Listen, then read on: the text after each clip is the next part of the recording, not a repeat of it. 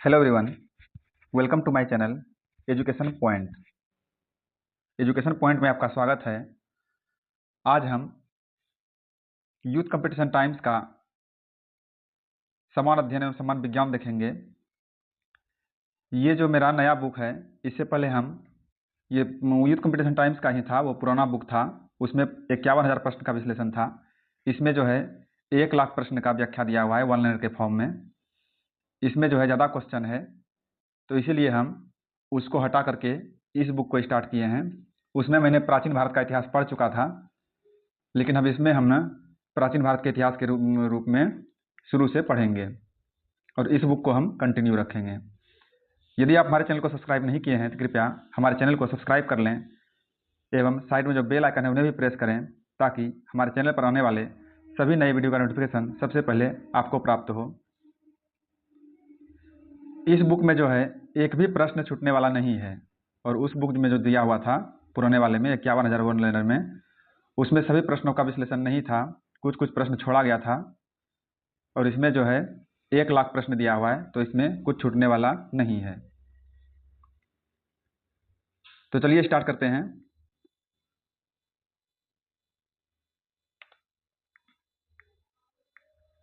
सारे सब्जेक्ट दिए हुए हैं और टॉपिक वाइज दिया हुआ है। आगामी जो एग्जाम आने वाले हैं बिहार में या सेंट्रल लेवल पे भी, रेलवे, एसएससी, उन सभी के लिए बहुत ही महत्वपूर्ण होगा। ये देखिए, है ना।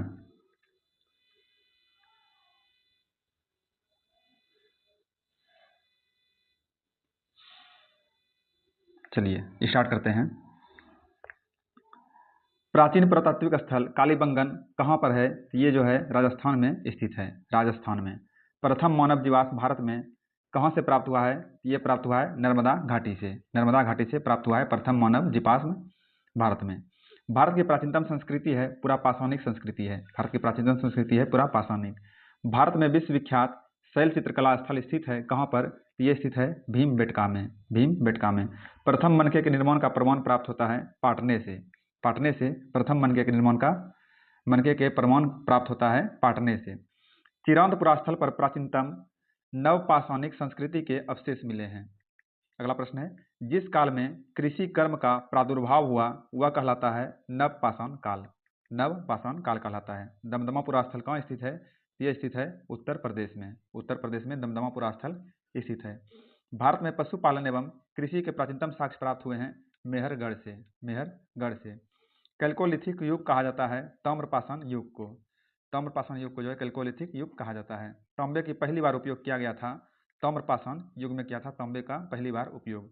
भीमबेटका की गुफाओं की खोज कब हुई थी? ये हुई थी 1957 से 1958 में।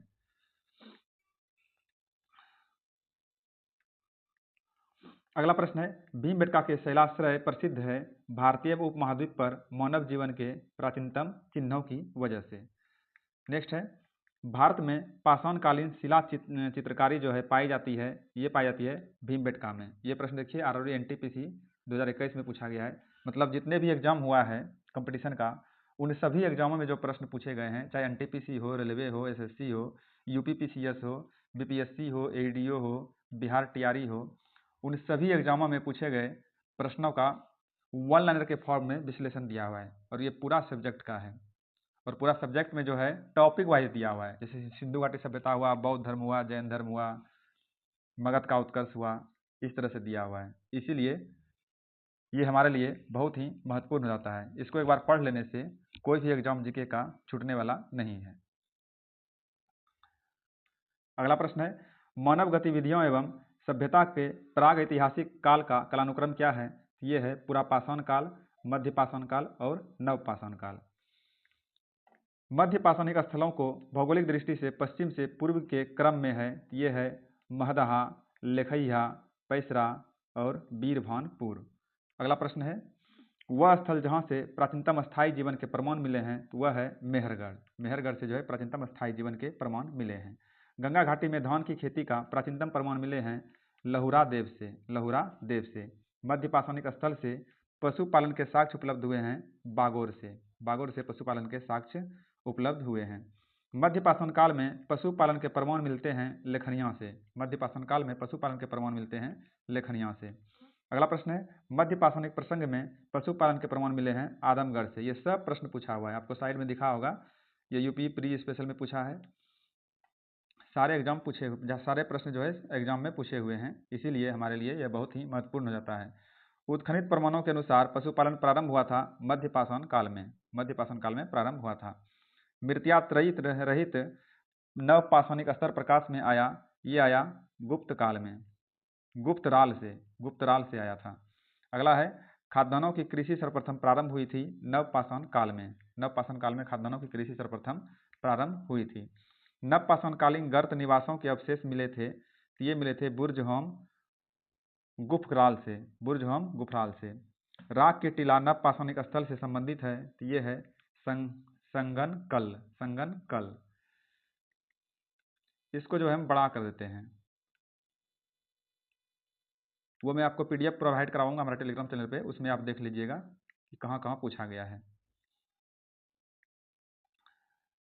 हाँ, अगला प्रश्न है, भारतीय उपमहाद्वीप में धान की खेती के प्राचीनतम साक्ष्य प्राप्त होते हैं, तो ये होते हैं विंध्यन क्षेत्र से। मानव द्वारा सर्वप्रथम प्रयुक्त अनाज था जौ। वस्त्रों के लिए कपास की खेती का आरंभ सबसे पहले किसने किया था, तो ये किया था भारत ने सबसे पहले कपास की खेती का आरंभ किया था। बृहद पाषाण स्मारकों की पहचान की गई थी मृतक को दफनाने के स्थानों के रूप में। अगला प्रश्न है, एक ही कब्र से 3 मानव कंकाल निकले हैं, ये निकले हैं दमदमा से एक ही कब्र से 3 मानव कंकाल निकले हैं। नेक्स्ट है, विंध्यन क्षेत्र का वह शिलाश्रय जहां से सर्वाधिक मानव कंकाल मिले हैं, तो वह है लेखैया। अगला प्रश्न है, भारत में वह शिलाश्रय जहां से सर्वाधिक चित्र प्राप्त हुए हैं, तो वह है भीमबेटका। ताम्रपाषाणिक स्थल जो है नबदा टोली अवस्थित है, कहाँ पर, यह अवस्थित है मध्य प्रदेश में। गैरिक मृद भांड पात्र OCP का नामांकन हुआ था हस्तिनापुर में इसका नामांकन हुआ था। भारत का वह स्थल जहाँ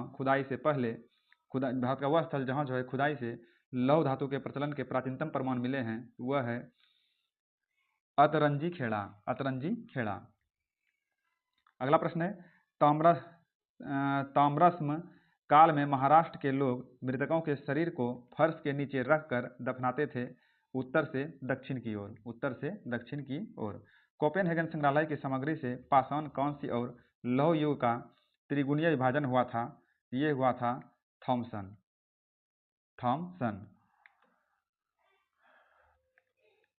अगला प्रश्न है, भारत में प्रथम पुरापाषाणिक उपकरण की खोज करने वाले रॉबर्ट ब्रूस फूट थे एक भूगर्भ वैज्ञानिक। ताम्रपाषाणिक स्थल जो है नबदा टोली का उत्खनन किया था HD सांकलिया ने किया था।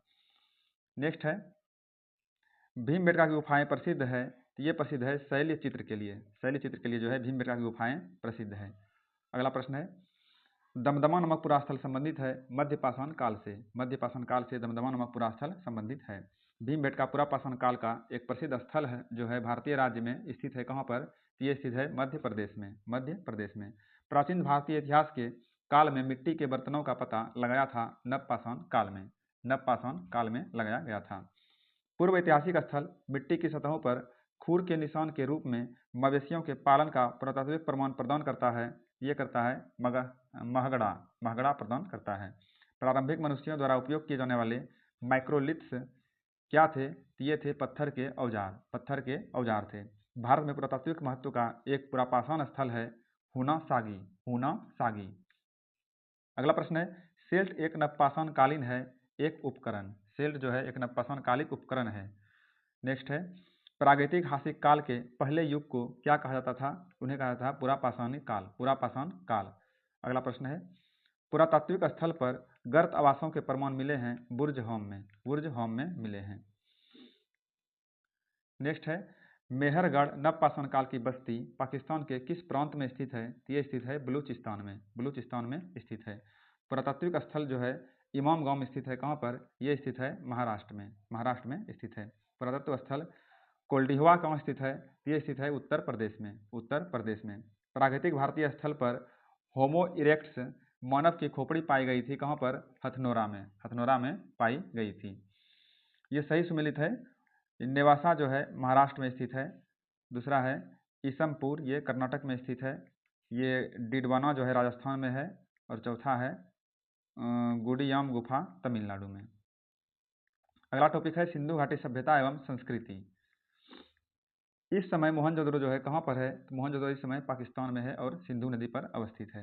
हड़प्पा का उत्खननकर्ता किसने किया था? कब किया था? 1921 में किया था, दयाराम साहनी ने। नेक्स्ट है प्राक सिंधव काल के किस पुरास्थल से हल द्वारा जुताई के प्रमाण प्राप्त हुए हैं? ये कालीबंगा से प्रमाण प्राप्त हुए हैं। हड़प्पीय संस्कृति यानी सिंधव संस्कृति के उपकरण निर्मित थे तांबा और कांसा से। तांबा एवं कांसा से निर्मित थे। IIT खड़गपुर के अध्ययन दल की रिपोर्ट के अनुसार लगातार कितने वर्षों तक 9 के बराबर वर्षा का होना सिंधु घाटी सभ्यता के पतन का कारण रहा था? ये था 900 वर्ष तक। 900 वर्ष तक। सिंधु घाटी सभ्यता की सबसे महत्वपूर्ण विशेषता क्या थी? ये था नगर नियोजन। नगर नियोजन। अगला प्रश्न है सिंधु घाटी सभ्यता की प्रकृति थी नगरीय। सिंधु घाटी सभ्यता की प्रकृति क्या थी? नगरीय थी। वह हड़प्पाकालीन स्थल जहाँ से हल का टेराकोटा प्राप्त हुआ तो वह था बनमाली। बनमाली था जहाँ से हल का टेराकोटा प्राप्त हुआ था। हड़प्पा और मोहनजोदड़ो के उत्खनन से संबंधित थे R.D. बनर्जी, दयाराम साहनी, K.N. दीक्षित तथा M.S. वत्स। नेक्स्ट है हड़प्पा का नगर, हड़प्पा जो बंदरगाह है ये लोथल है। हड़प्पा का बंदरगाह नगर कौन सा है? लोथल है। ये गुजरात में स्थित है। सिंधु सभ्यता से संबंधित पुरातात्विक स्थल लोथल जो है किस नदी के तट पर स्थित है? ये भोगवा नदी के तट पर स्थित है। नेक्स्ट है हड़प्पा में एक उन्नत जल प्रबंधन प्रणाली का पता लगा था धौलावीरा में। धौलावीरा में पता चला था उन्नत जल प्रबंधन प्रणाली का। हड़प्पा में मिट्टी के बर्तनों पर सामान्यतः उपयोग हुआ था लाल रंग का। लाल रंग का उपयोग हुआ था। सिंधु सभ्यता जो है किस युग के अंतर्गत आती है? ये आती है आद्य ऐतिहासिक काल में अंतर्गत। आद्य ऐतिहासिक काल के अंतर्गत आती है सिंधु सभ्यता का युग। अगला प्रश्न है हड़प्पनों का व्यापारिक संबंध था मेसोपोटामिया के साथ। मेसोपोटामिया के साथ जो है हड़प्पनों का व्यापारिक संबंध था। सिंधु घाटी के लोग जो है शाकाहारी और मांसाहारी दोनों होते थे। चंदुद्रो जो है हड़प्पा संस्कृति से संबंधित एक स्थल है जो स्थित है कहाँ पर? ये स्थित है सिंध प्रांत में। हड़प्पा के एक बंदरगाह का नाम है लोथल और ये गुजरात में जो है भोगवा नदी के किनारे बसा हुआ है। नेक्स्ट है दधरी एक पर्वतीय हड़प्पीय पुरास्थल पंजाब में है। दधरी एक पर्वतीय हड़प्पीय स्थल जो है पंजाब में स्थित है। अगला है सिंधु सभ्यता में जो है निर्यात किया जाता था सूती वस्त्र का। सिंधु सभ्यता में निर्यात किया जाता था सूती वस्त्र का। हड़प्पा सभ्यता के दौरान डांसिंग गर्ल यानी नर्तकी की कौन सी प्रतिमा बनाने के लिए तकनीक का इस्तेमाल किया जाता था? मोम लोपी ढलाई यानी कास्टिंग्स का। अगला प्रश्न है हड़प्पा काल का वह नगर जो 3 भागों में विभाजित था तो वह था धौलावीरा। धौलावीरा सिंधु घाटी की सभ्यता की संबंधित स्थल नहीं है। ये जो है पाटलिपुत्र सिंधु घाटी सभ्यता के संबंधित स्थल नहीं है। नेक्स्ट है मोहनजोदड़ो शब्द का अर्थ होता है माउंट ऑफ डेथ यानी मृतकों का टीला। मृतकों का टीला जो है मोहनजोदड़ो शब्द का अर्थ होता है। कपास का उत्खनन करने वाले पहले थे सिंधु लोग। सिंधु लोग पहले कपास के उत्खनन किए थे। अगला प्रश्न है हड़प्पा सभ्यता के एक हिस्से लोथल की खुदाई खोज की थी S.R. राव ने। लोथल की खुदाई किसने की थी? S.R. राव ने। अगला प्रश्न है सिंधु सभ्यता में घोड़े की अस्थियों के अवशेष मिला है सुरकोतदा में। सुरकोतदा में। सिंधु घाटी सभ्यता के समय में शिल्प निर्माण के लिए शिप प्राप्त किए जाते थे नागेश्वर से। नागेश्वर से शिप प्राप्त किए जाते थे। सिंधु घाटी सभ्यता का कौन सा स्थल पंजाब में स्थित है? ये है रोपड़ और ये सतलज नदी के किनारे स्थित है। नेक्स्ट है हड़प्पा की अधिकांश मंडक मोहरें किस नाम का एक प्रकार के मुलायम पत्थर से बनी होती थी जो 2x2 बीमा के साथ वर्गाकार आकृति का होता था तथा जिसका उपयोग व्यवसायिक उद्देश्यों के लिए किया जाता था? तो वो था स्टीयरटाइट। स्टीयरटाइट। स्टीयरटाइट। अगला प्रश्न है धौलावीरा जो है किस राज्य में स्थित है? धौलावीरा किस राज्य में स्थित है? यह स्थित है गुजरात में। धौलावीरा गुजरात में स्थित है। धौलावीरा एक पुरातात्विक स्थान किस समयावधि से जुड़ी है? ये जुड़ी है सिंधु घाटी सभ्यता से। सिंधु घाटी सभ्यता से जुड़ी हुई है। मोहनजोदड़ो में पाया गया विशाल स्नानागार एक विशाल था आयताकार टैंक था। वर्ष 1920 से 21 के आसपास नदी के किनारे खुदाई के दौरान हड़प्पा शहर मिला रावी नदी के किनारे पर मिला। रावी नदी के तट पर मिला था हड़प्पा शहर। मोहनजोदड़ो स्थित है सिंध प्रांत में। हड़प्पा सभ्यता का जो है कौन सा शहर विशिष्ट रूप से मनके बनाना, सीप काटना, धातुएं की वस्तुएं बनाना, मुहर बनाना और तराजू का निर्माण करना आदि कार्यों के सहित शिल्प उत्पादन के लिए समर्पित था। ये था चन्नूदड़ो। चन्नूदड़ो सिंधु घाटी सभ्यता के किस स्थल में सबसे पहले खोजा गया था? तो वो खोजा गया था हड़प्पा को। सिंधु घाटी सभ्यता के किस स्थल को सबसे पहले खोजा गया था? उसमें जो है हड़प्पा को सबसे पहले खोजा गया था।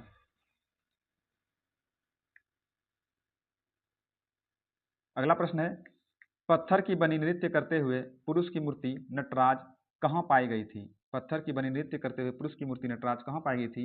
ये पाई गई थी हड़प्पा में। अगला प्रश्न है, हड़प्पा स्थल गुजरात में पाया गया है, धौलावीरा में। धौलावीरा में सिंधु घाटी सभ्यता के किस स्थलों में से जलाशयों के साक्ष्य मिले हैं? तो ये धौलावीरा में जो है जलाशय के साक्ष्य मिले हैं। पुरातात्विक स्थल सुरकोदरा स्थित है, गुजरात में स्थित है सुरकोदरा। अगला प्रश्न है, 1944 में भारतीय पुरातत्व सर्वेक्षण के महानिदेशक के रूप में किसने पदभार संभाला और हड़प्पा की खुदाई का जिम्मा लिया? ये था sir Mortein wheeler. Sir Mortein wheeler. Next है, प्रसिद्ध सिंधु घाटी स्थल मोहनजोदड़ो की पहली बार खुदाई प्रख्यात भारतीय पुरातत्वविद द्वारा की गई थी।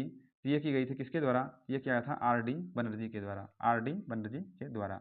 सिंधु घाटी सभ्यता जो है कितने वर्ष पुरानी है और दक्षिण में गंगा घाटी के निचले क्षेत्रों व उत्तर में मालवा तक फैली हुई थी?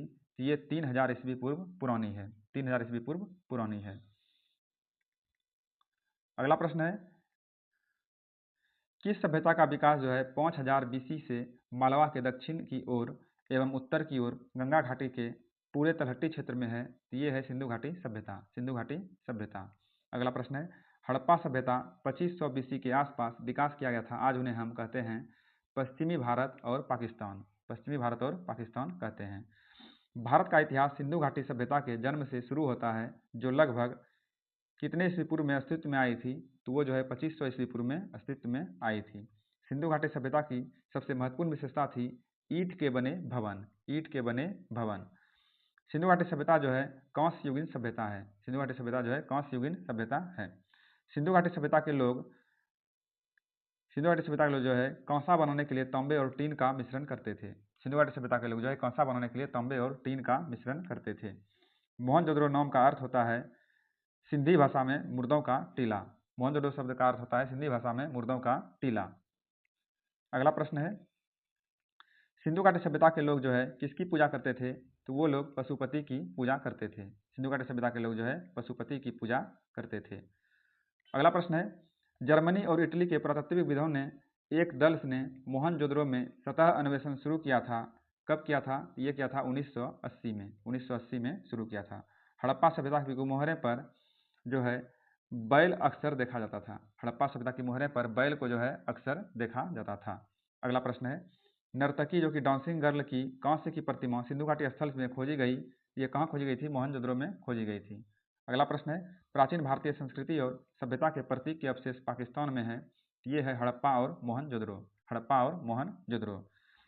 सिंधु घाटी सभ्यता में समाज की प्रकृति थी नगरीय। सिंधु घाटी सभ्यता में समाज की प्रकृति थी नगरीय। हड़प्पा सभ्यता से जल संरक्षण के साक्ष्य मिले हैं धौलावीरा से। हड़प्पा सभ्यता से जल संरक्षण के साक्ष्य मिले हैं धौलावीरा से। अगला प्रश्न है, हड़प्पीय पुरास्थल बनवाली स्थित है कहाँ पर? ये बनवाली स्थित है रंगोई नदी पर। रंगोई नदी पर स्थित है बनवाली। हड़प्पीय सभ्यता का स्थल मांडी भारत के किस राज्य में स्थित है? तो मांडी जो है उत्तर प्रदेश में स्थित है। नेक्स्ट है, सिंधु घाटी की सभ्यता के पुरास्थल से नाव के चित्र या मॉडल प्राप्त हुए हैं मोहनजोदड़ो एवं लोथल से। मोहनजोदड़ो एवं लोथल से प्राप्त हुए हैं। अगला प्रश्न है, मोहनजोदड़ो से प्राप्त पशुपति शिव की प्रसिद्ध मुहर पर किस पशु का अंकन नहीं है? इसमें जो है स्वर्ण का अंकन नहीं है। अगला प्रश्न है, हड़प्पा संस्कृति के पूर्वी सीमांत का निर्धारण करता है आलमगीरपुर। आलमगीरपुर जो है हड़प्पा सभ्यता के पूर्वी सीमांत का निर्धारण करता है। मरीन पट्टिका पर उत्कीर्ण सिंह युक्त देवता की कृति प्राप्त हुई है लोथल से। लोथल से प्राप्त हुई है मरीन पट्टिका पर उत्कीर्ण सिंह युक्त देवता की कृति। नेक्स्ट है, हाथी दांत का पैमाना हड़प्पीय संदर्भ में मिला है कहाँ से? ये मिला है लोथल से। हड़प्पा का उत्खनन करने वाला प्रथम पुरातत्वविद जो इसके महत्व को समझ पाया था वो था sir John Marshall. Sir John Marshall. Sindhu सभ्यता शब्द का प्रयोग सर्वप्रथम किसने किया था? तो ये किया था सर जॉन मार्शल ने। सर जॉन मार्शल ने सिंधु सभ्यता शब्द का प्रयोग सर्वप्रथम किया था। सिंधु घाटी की सभ्यता जो है पर प्रकाश डालता है पुरातत्व संबंधी खुदाई। पुरातत्व संबंधी खुदाई। सिंधु सभ्यता से संबंधित केंद्र जो उत्तर प्रदेश में स्थित है तो वो है आलमगीरपुर एवं हुलास। आलमगीरपुर एवं हुलास। हड़प्पा सभ्यता स्थल लोथल स्थित है कहाँ पर? ये स्थित है गुजरात में। हड़प्पा संस्कृति के संदर्भ में शैलकृत स्थापत्य के प्रमाण मिले हैं धौलावीरा में। धौलावीरा में मिले हैं। एक जूते हुए खेत की खोज की गई थी कालीबंगा में। एक जूते हुए खेत की खोज की गई थी कालीबंगा में। अगला प्रश्न है, भारत की सबसे बड़ा हड़प्पन पुरास्थल है राखीगढ़ी। भारत की सबसे बड़ा हड़प्पन पुरास्थल है राखीगढ़ी।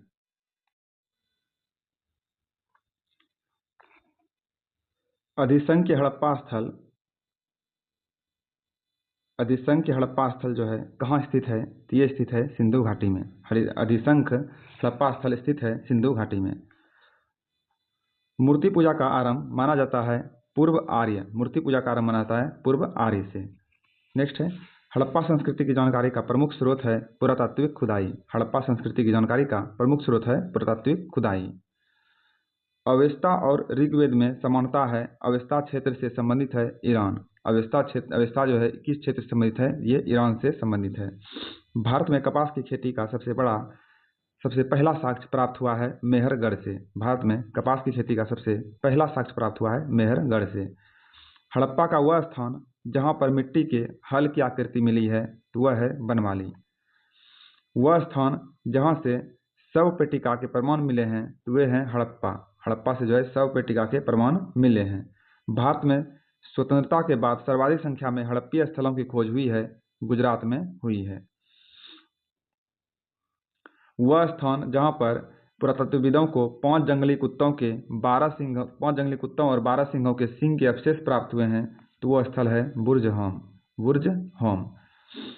जोरवे कल्चर एक चालकोलिथिक पुरातात्विक स्थल है जो वर्तमान समय में भारतीय राज्य में स्थित है तो वह है महाराष्ट्र में स्थित है। जम्मू कश्मीर में पुरातात्विक महत्व का स्थल है बुर्जहोम। जम्मू कश्मीर में पुरातात्विक महत्व का स्थल है बुर्जहोम। सिंधु घाटी सभ्यता के किस शहर में एक बंदरगाह पाया गया है तो वो है लोथल, और लोथल गुजरात में स्थित है। 1948 ईस्वी में अर्नेस्ट मेगले ने उल्लेख किया है कि हड़प्पा शहर जो है लोथल में जल निकासी व्यवस्था के लिए नालियों को किस प्रकार के ईंटों से बनाया गया था? तो ये बनाया गया था पक्की ईंटों से बनाया गया था। सिंधु घाटी सभ्यता के किस स्थल में द ग्रेट बाथ यानी विशाल स्नानागार पाया गया है? ये पाया गया है मोहनजोदड़ो में पाया गया है। अगला प्रश्न है, हड़प्पा सभ्यता का कौन सा स्थल जो है अफगानिस्तान में स्थित है? ये है सोर्तुघई स्थल अफगानिस्तान में स्थित है। मोहनजोदड़ो में मिले स्नानागार को किसकी परत चढ़ाकर जलरोधी बनाया गया था? इसमें जो है प्राकृतिक चारकोल का परत चढ़ाया गया था और इन्हें जलरोधी बनाया गया था। लगभग 2500 साल पहले सिंधु नदी को ईरानियों द्वारा क्या कहा जाता था? इसे कहा जाता था हिंदोस। लगभग 2500 साल पहले सिंधु नदी को ईरानियों के द्वारा हिंदोस के नाम से जाना जाता था। अगला प्रश्न है, दैमाबाद नामक प्राकृतिक स्थल कहाँ पर है? ये है महाराष्ट्र में। दैमाबाद कहाँ पर है? महाराष्ट्र में स्थित है। नेक्स्ट है, कौन सा शहर हड़प्पा सभ्यता से संबंधित है? ये है धौलावीरा।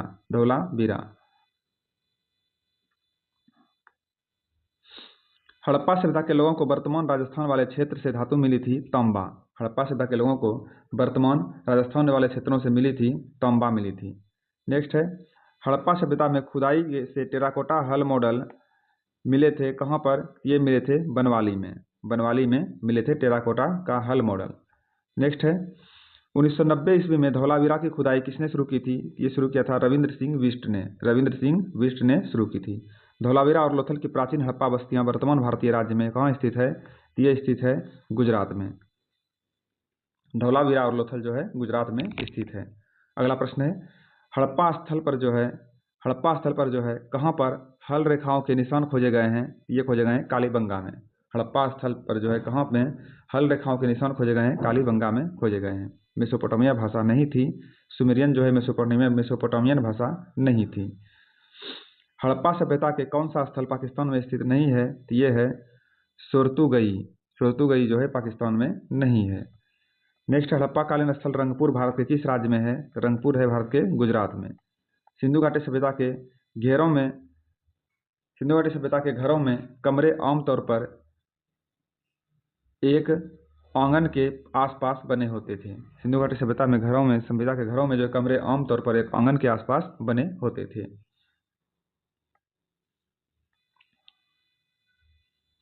अगला प्रश्न है, हड़प्पा संस्कृति की अग्निवेदियां पाई गई है कहां पर? ये पाई गई है लोथल में।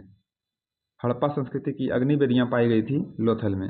अनेक विद्वान ऐसा मानते हैं कि टिग्रिस यूफ्रेट्स घाटी के मेसोपोटामियाई लोग सिंधु घाटी सभ्यता को क्या कहते थे? ये जो है मेलुहा कहते थे, मेलुहा।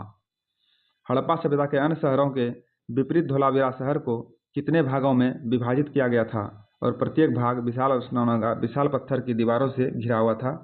यह था 3 भागों में।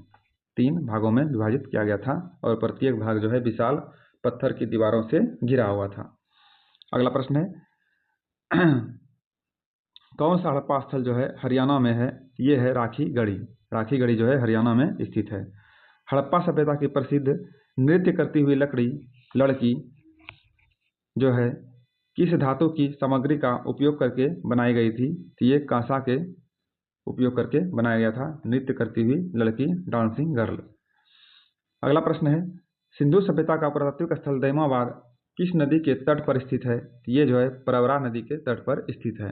प्रवरा नदी के तट पर स्थित है सिंधु घाटी का पुरातात्विक स्थल दैमाबाद, और ये महाराष्ट्र में है। अगला प्रश्न है, कौन सा हड़प्पा स्थल भारत में स्थित है?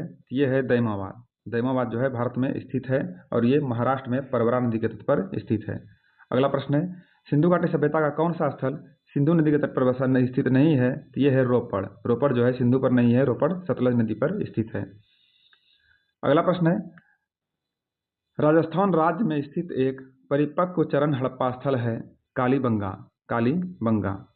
अगला प्रश्न है, हड़प्पा कालीन स्थल से जुताई वाले क्षेत्र के साक्ष्य मिले हैं कालीबंगा से। हड़प्पा कालीन स्थल से जुताई वाले क्षेत्र के साक्ष्य मिले हैं कालीबंगा से। सिंधु के पूर्व के क्षेत्र को संदर्भित करने के लिए 6वीं-5वीं शताब्दी BC में पुराने फारसी शब्द किसका उपयोग किया जाता था? तो ये शब्द था हिंदू। हिंदू का उपयोग किया जाता था।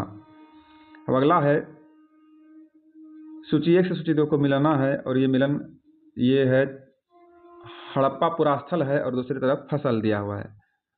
तो इसका राइट आंसर का यह है ही। चंद्रो जो है सरसों के लिए प्रसिद्ध था। हड़प्पा जो है तिल के लिए, कुंतासी केदो के लिए और हुलास धान के लिए प्रसिद्ध था।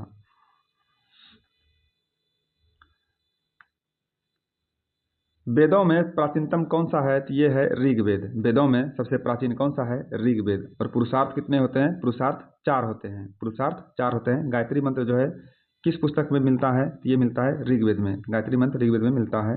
यज्ञ हेतु 7 प्रकार के पुरोहित का वर्णन मिलता है ऋग्वेद में। वेदों की संख्या कितनी है? वेदों की संख्या है 4।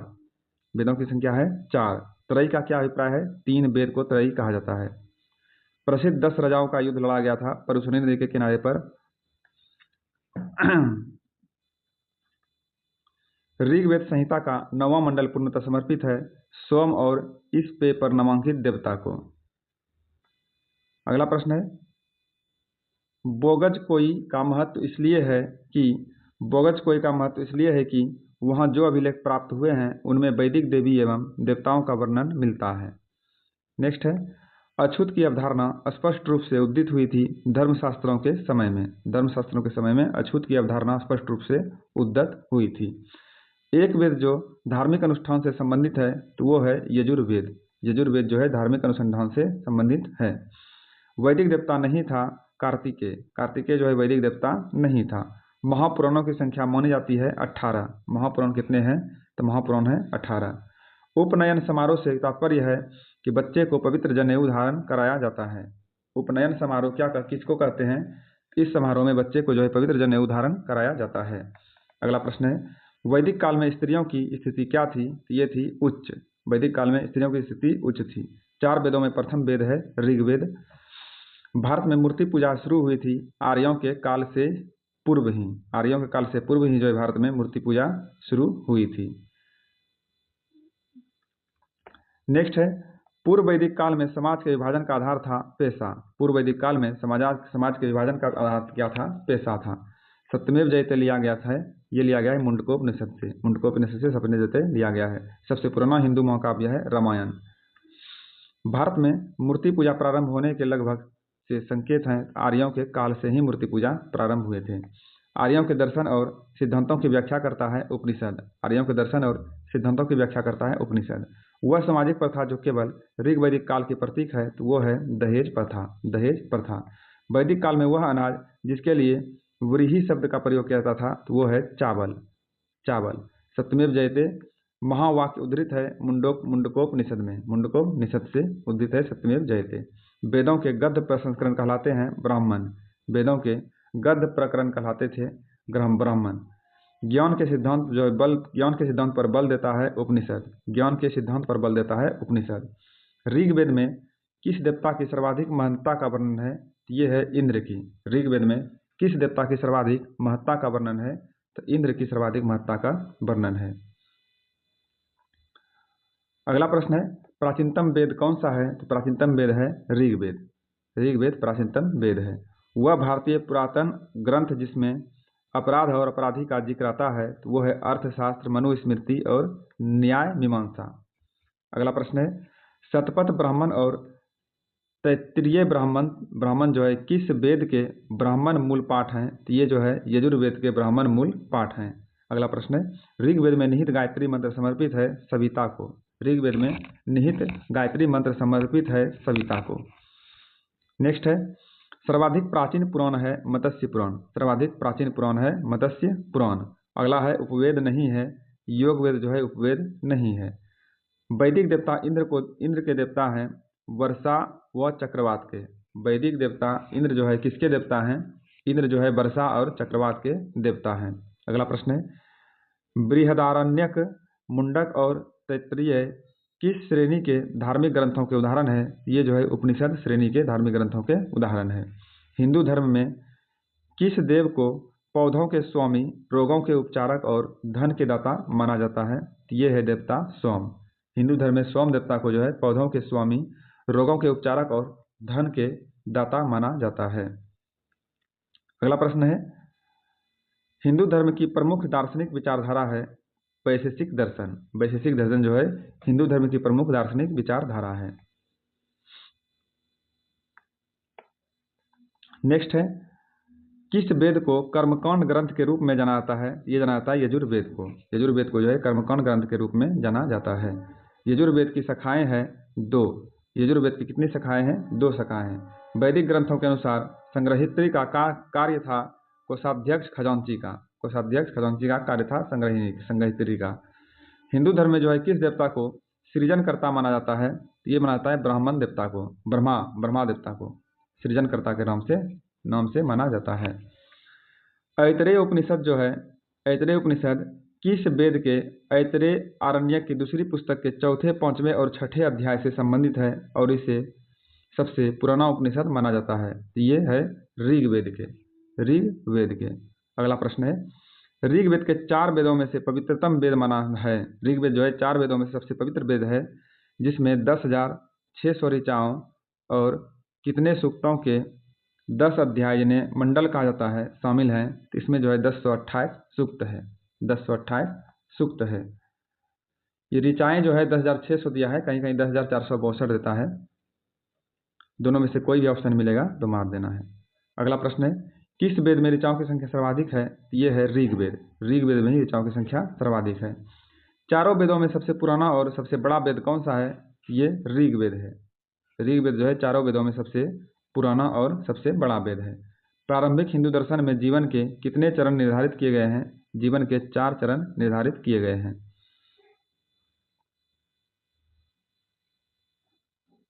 अगला प्रश्न है चारों वेदों में से जो है कौन सा वेद को यज्ञ सूत्रों के वेद के रूप में जाना जाता है, जिसमें समान उद्देश्य के लिए इच्छित छंदों के साथ साथ विभिन्न संस्कारों के लिए अपनाए जाने वाले गद्य सूत्र भी शामिल हैं? तो वो है यजुर्वेद। अगला प्रश्न है उपनिषद शब्द में उप शब्द दर्शाता है निकटता को। उपनिषद शब्द में उप शब्द दर्शाता है निकटता को। अगला प्रश्न है ऋग्वेद के स्रोतों को किस रूप में भी जाना जाता है? इन्हें जो है सूक्त के रूप में भी जाना जाता है। किस वेद को गीत की पुस्तक, मंत्रों का वेद या गीत का योग भी कहा जाता है? ये कहा जाता है सामवेद को। सामवेद को। सबसे पुराना वेद कौन सा है? सबसे पुराना वेद है ऋग्वेद। ऋग्वेद में ऐसे कितने मंत्र है जिनमें अप्रमाणिक वल्खिल्य भजन शामिल है? ये हैं 1028, 1028। अगला प्रश्न है, वेदों का कौन सा अंग जो है जटिल शब्दों के अर्थ एवं व्याख्या के लिए प्रसिद्ध है? तो वो है निरुक्त। निरुक्त। नेक्स्ट है, भारत का राष्ट्रीय आदर्श वाक्य सत्यमेव जयते अर्थात सत्य की हमेशा विजय होती है किस प्राचीन भारतीय शास्त्र से उद्धृत एक मंत्र है? ये है मुंडकोपनिषद से। मुंडकोपनिषद से। धनुर्वेद यजुर्वेद का उपवेद है, इसका संबंध जो है युद्ध कौशल से है। युद्ध कौशल से है। किस वेद में संगीत से संबंधित ज्ञान संग्रहित है? ये जो है सामवेद। सामवेद में संगीत से संबंधित ज्ञान संग्रहित है।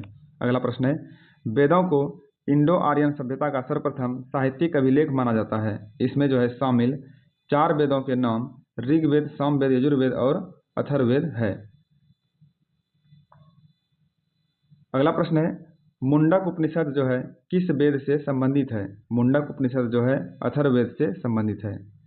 नेक्स्ट है, भारत की वैदिक काल अवधि कब तक चली? तो ये चली 1500 ईस्वी से 500 ईस्वी पूर्व। 1500 से 500 ईस्वी पूर्व चली। 1500 ईस्वी पूर्व से 500 ईस्वी पूर्व। जादुई अनुष्ठानों और वशीकरण के बारे में बताता है अथर्ववेद। जादुई अनुष्ठानों और वशीकरण के बारे में बताता है अथर्ववेद। अगला प्रश्न है, यजुर्वेद में यजुर का क्या अर्थ होता है? बलिदान। यजुर्वेद में यजुर का अर्थ क्या होता है? तो उसका अर्थ होता है बलिदान। किस वेद में बीमारियों की उपचार दिया गया है? ये दिया गया है अथर्ववेद में। अथर्ववेद में जो है बीमारियों का उपचार दिया गया है।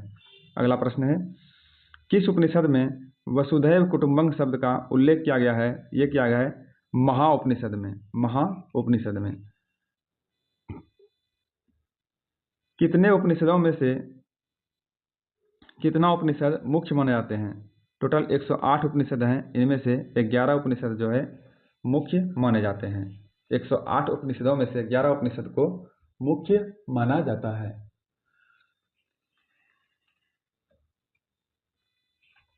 सबसे पुराना उपनिषद कौन सा है? तो सबसे पुराना उपनिषद है छंदोग्य उपनिषद। छंदोग्य उपनिषद सबसे पुराना उपनिषद है।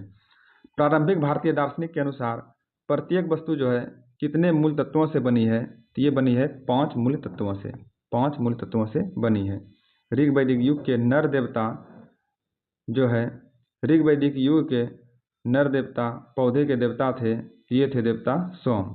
देवता सोम।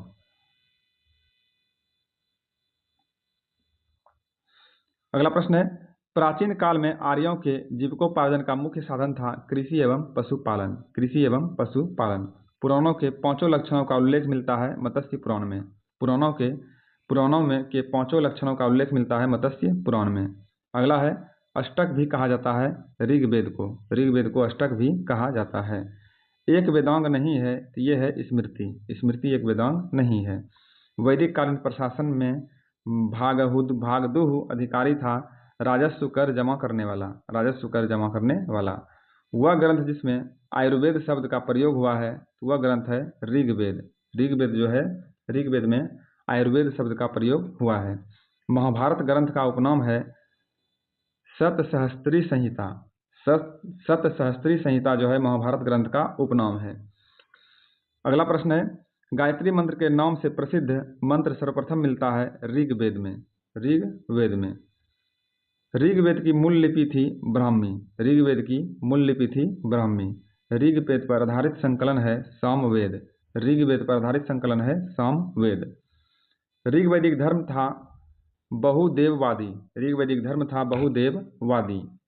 अगला प्रश्न है, ऋग्वेद काल में जनता विश्वास करती थी बलि एवं कर्मकांड में। बलि एवं कर्मकांड में।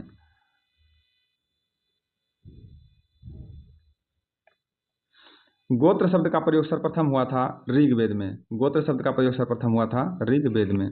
ऋग्वेद में सर्वाधिक संख्या में मंत्र संबंधित है इंद्र के। ऋग्वेद में सर्वाधिक संख्या में मंत्र संबंधित है इंद्र से संबंधित है। अगला प्रश्न है, सबसे प्राचीन वेद कौन सा है? ऋग्वेद है सबसे प्राचीन वेद। वह वैदिक ग्रंथ जिसमें वर्ण शब्द का सर्वप्रथम नामोल्लेख मिलता है तो वो है ऋग्वेद। ऋग्वेद में उल्लिखित यव शब्द किस किस कृषि उत्पाद हेतु प्रयुक्त होता है? ये होता है जौ के लिए। जौ के लिए यव शब्द का प्रयोग किया गया है। ऋग्वेद में उल्लिखित प्रसिद्ध 10 राजाओं का युद्ध लड़ा गया था परुशनी अर्थात रावी नदी के किनारे लड़ा गया था। अगला प्रश्न है, ऋग्वैदिक काल के प्रारंभ में महत्वपूर्ण मूल्यवान संपत्ति समझा जाता था गाय को। गाय को महत्वपूर्ण मूल्यवान संपत्ति समझा जाता था। वैदिक काल में अघन्या कहा गया है गाय को। वैदिक काल में अघन्या गाय को कहा गया है।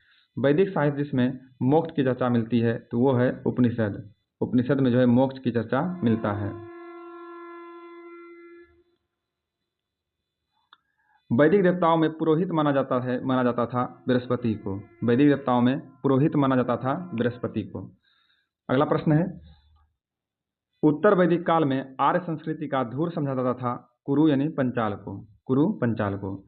वैदिक कर्मकांड में वैदिक कर्मकांड में जो है होता का संबंध है ऋग्वेद से। नेक्स्ट है, आरंभिक वैदिक साहित्य में सर्वाधिक वर्णित नदी है सिंधु। सिंधु जो है आरंभिक वैदिक साहित्य में सर्वाधिक वर्णित नदी है। अगला प्रश्न है, ऋग्वेद में माते तमो देवी माता एवं नदी माता संबोधित किया जाता था सरस्वती नदी को। शुक्ल यजुर्वेद की संहिता है वाजसनेयी। शतपथ ब्राह्मण में उल्लिखित राजा विदेह माधव से संबंधित ऋषि थे ऋषि गौतम राहुगना। जिस ग्रंथ में पुरुष मेघ का उल्लेख हुआ है वह है शतपथ ब्राह्मण। गोपथ ब्राह्मण संबंधित है अथर्ववेद से। अगला प्रश्न है, आयुर्वेद अर्थात जीवन का विज्ञान का उल्लेख सर्वप्रथम मिलता है अथर्ववेद में सर्वप्रथम मिलता है। वह उपनिषद जिसमें पहली बार निराशावाद के तत्व दिखाई देते हैं तो वह है मैत्रायनी। भारतीय प्रतीक का उत्कीर्ण सत्यमेव जयते लिखा गया है मुंडकोपनिषद से लिया गया है।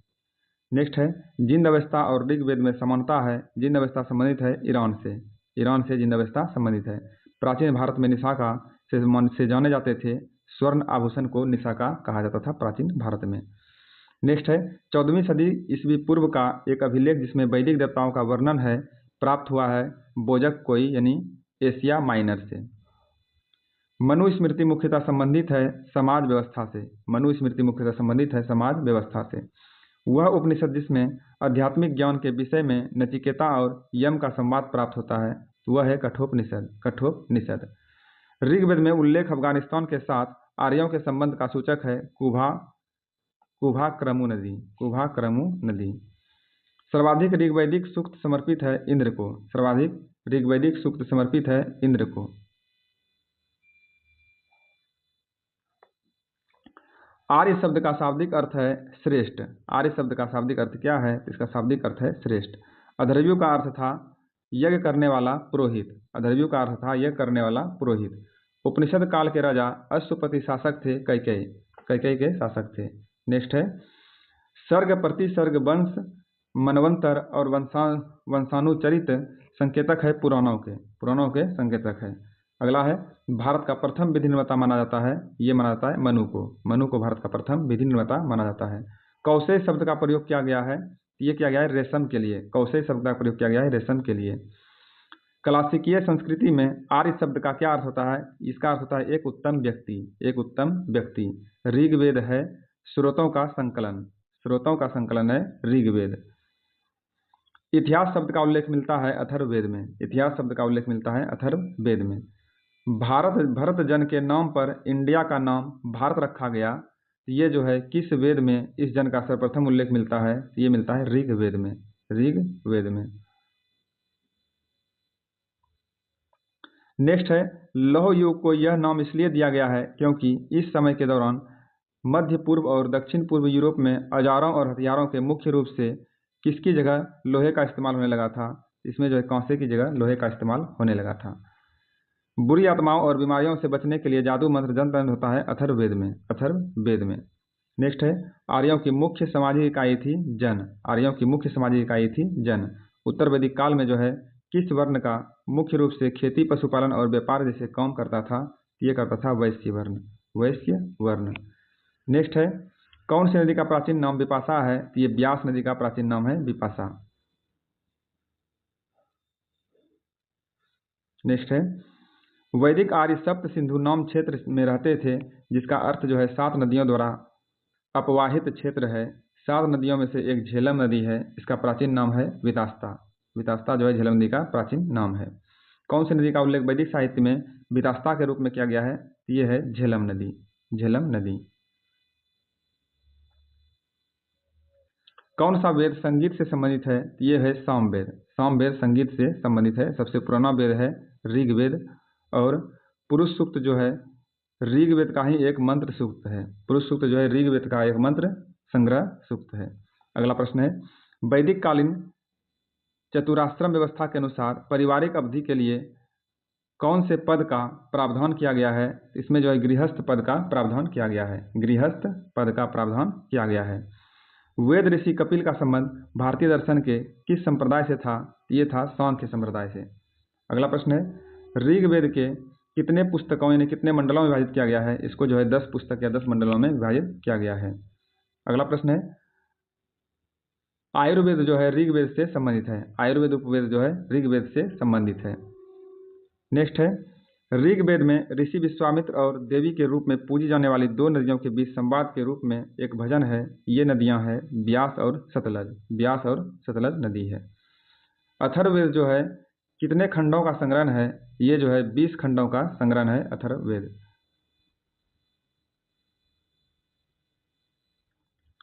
अगला प्रश्न है, कौन सी नदी को वैदिक काल में परुशनी कहा जाता था? ये कहा जाता था रावी नदी को। रावी नदी को वैदिक काल में परुशनी कहा जाता था।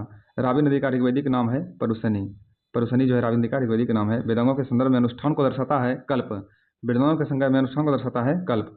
एक समय पर वैदिक सभ्यता में राजा को गोपति कहते थे, जिसका अर्थ होता है मवेशियों का स्वामी। मवेशियों का स्वामी। भारत में वैदिक सभ्यता जो है सरस्वती नदी के किनारे विकसित हुआ था। भारत में वैदिक सभ्यता सरस्वती नदी के किनारे विकसित हुआ था। नेक्स्ट है, वैशेषिक दर्शन के प्रतिपादक जो है कनाद है। वैशेषिक दर्शन के प्रतिपादक कौन सा है? कनाद। अब एक तरफ वेद है, दूसरी तरफ ब्राह्मण दिया हुआ है। तो ऋग्वेद जो है कौशिककी और ऐतरेय ब्राह्मण होते हैं। यजुर्वेद से संबंधित है शतपथ और तृतीय ब्राह्मण। सामवेद से संबंधित है पंचवीस, षड्वीस, अद्भुत तथा जैमिनी प्राप्तन ब्राह्मण। अथर्ववेद से संबंधित है गोपथ ब्राह्मण।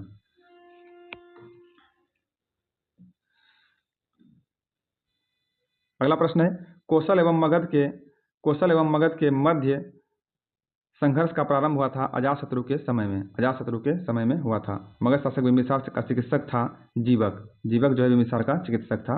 पाटलिपुत्र मगध राजवंश की राजधानी थी। पाटलिपुत्र जो है मगध राजवंश की राजधानी थी। 6ठी शताब्दी ईस्वी पूर्व में बिंबिसार ने जो है मगध पर राज्य करता था। मगध पर राज्य करता था बिंबिसार 6ठी शताब्दी ईस्वी पूर्व में। वह शासक जिसने सुंदर नगर पाटलिपुत्र की स्थापना की थी, तो वह शासक था उदयीन। उदयीन था जिसमें पाटलिपुत्र की स्थापना की थी। अगला प्रश्न है, अवंती राज्य की राजधानी कहाँ थी? उज्जैन। अवंती की राजधानी कहाँ थी? उज्जैन। अवंती का राजा था चंद्रप्रद्योत। चंद्रप्रद्योत। 6ठी शताब्दी ईस्वी पूर्व में एक गणतंत्र था मल्ल। मल्ल एक गणतंत्र था 6ठी शताब्दी ईस्वी पूर्व में। मगध की प्रारंभिक राजधानी थी राजगिरी यानी गिरिब्रिज। अजातशत्रु के वंश का नाम था हर्यक। अजातशत्रु किस वंश का था? तो ये था हर्यक वंश का। विश्व का पहला गणतंत्र वैशाली में स्थापित किया गया था लिच्छवी के द्वारा। लिच्छवी के द्वारा। ईसा पूर्व 6ठी शताब्दी में विश्व की प्रथम गणतंत्रात्मक व्यवस्था कहाँ थी? तो ये थी वैशाली में। वैशाली में थी। 16 महाजनपदों की सूची उपलब्ध है अंगुत्तर निकाय में। अंगुत्तर निकाय में 16 महाजनपदों की सूची उपलब्ध है। अगला प्रश्न है, प्रथम मगध साम्राज्य का उत्कर्ष किस शताब्दी में हुआ था? ये हुआ था ईस्वी पूर्व 6ठी शताब्दी में। ईस्वी पूर्व 6ठी शताब्दी में हुआ था। अंग जनपद की राजधानी कहाँ थी? ये थी चंपा। वत्स का राज्य स्थित है इलाहाबाद के आसपास। इलाहाबाद के आसपास।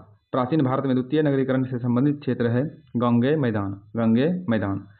6ठी 5वीं शताब्दी ईस्वी पूर्व में तुर्की के लोगों ने सिंधु के पूर्व में लोगों द्वारा इस्तेमाल की जाने वाली भाषा को क्या कहता था? ये कहता था हिंदवी। हिंदवी। राजा बिंबिसार के दरबार में वह प्रसिद्ध चिकित्सक जो भगवान बुद्ध के निजी चिकित्सक थे, वे थे जीवक। जीवक। 6ठी शताब्दी ईसा पूर्व में जैन और बौद्ध ग्रंथों में कितने महाजनपदों का उल्लेख किया गया है? तो इसमें जो है 16 महाजनपदों का उल्लेख किया गया है। भारत की प्राचीन राजधानी थी कहाँ पर? ये थी पाटलिपुत्र में। पाटलिपुत्र में भारत की प्राचीन राजधानी थी। मगध साम्राज्य का अंतिम शासक था कालाशोक। मगध साम्राज्य का अंतिम शासक था कालाशोक। अगला प्रश्न है, मगध की राजधानी राजगिरी से पाटलिपुत्र स्थानांतरित की थी अजातशत्रु ने किया था, अजातशत्रु ने। बिंबिसार जो है कहाँ का शासक था? एक मगध का शासक था। मगध साम्राज्य की राजधानी थी राजगीर, मगध शासक की राजधानी थी राजगीर। आर्य संस्कृति के सर्वोच्च काल में गंगा नदी के जनपद जो संख्या में थे महाजनपद बन गए, तो वो थे 16 थे। नेक्स्ट है, प्राचीन काल में अवध को किस नाम से जाना जाता था? इसे जो है कौशल के नाम से जाना जाता था। 16 महाजनपदों का उल्लेख है अंगुत्तर निकाय में 16 महाजनपदों का उल्लेख है। कलिंग नरेश खारवेल संबंधित था चेदी वंश से खारवेल संबंधित था। 6ठी शताब्दी ईस्वी पूर्व का मत्स्य महाजनपद स्थित था राजस्थान में। अगला प्रश्न है, प्राचीन नगर के अवशेष कुम्भरहार स्थल से प्राप्त हुआ है? पाटलिपुत्र।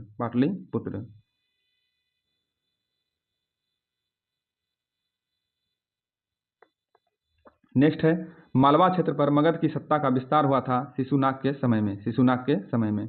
मगध का शासक जिसने राज्यारोहण के लिए अपने पिता की हत्या की एवं स्वयं इसी कारण से अपने पुत्र द्वारा मारा गया, तो वो था अजातशत्रु। मगध साम्राज्य से अपरो परशुराम के नाम से जाना जाता है, तो वह है महापद्मनंद।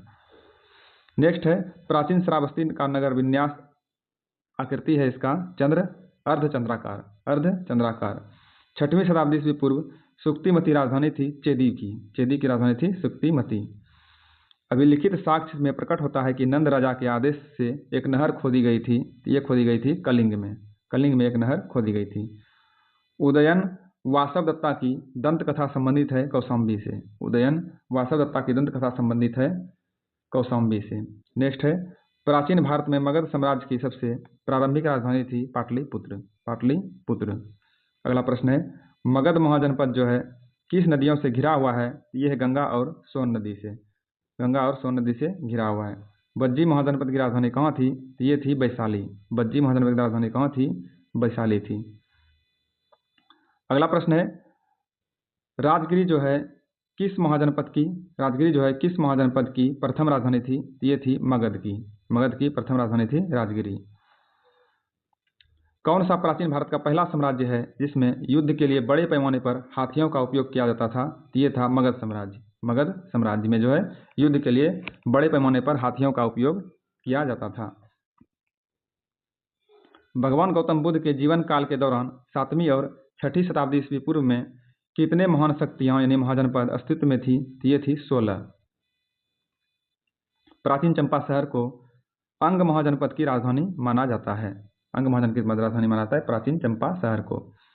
नेक्स्ट है, मौर्य वंश ने किस राजवंश के बाद मगध पर शासन किया था? ये क्या था? नंद राजवंश। अगला प्रश्न है, बिंबिसार जो है किस वंश के राजा थे? ये हर्यक वंश के राजा थे बिंबिसार।